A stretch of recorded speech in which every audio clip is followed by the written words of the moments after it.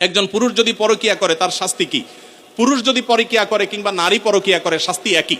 মনে রাখবেন, আল্লাহর জমিনে সবচেয়ে ভয়াবহ অপরাধ, যেই অপরাধের শাস্তি সবচেয়ে জঘন্য, সেটা হলো এই পরকিয়া। অর্থাৎ বিবাহিত পুরুষ এবং নারী যদি হারাম সম্পর্কে লিপ্ত হয় তাদের শাস্তি সবচেয়ে ভয়াবহ।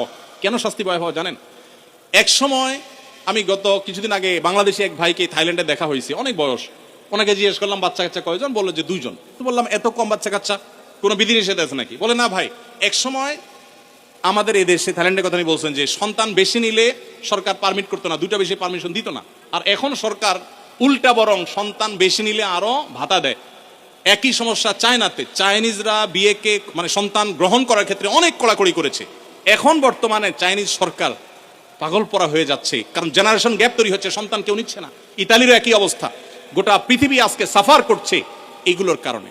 কিগুলোর কারণে? এই বিবাহ বহির্ভূত সম্পর্ক যত বেশি কোন সমাজে চালু হবে, সেই সমাজে মানুষের জন্মের হার কমে যাবে। মানুষ বিয়ে করবে না, ওই অবৈধভাবে তার চাহিদা পূরণ করবে এবং সন্তান জন্মের হার কমে যাবে, ওই ভয়াবহতার দিকে চলে যাবে। এই জন্য এটাকে হারাম করা হয়েছে এবং মৃত্যুদণ্ড এটা শাস্তি।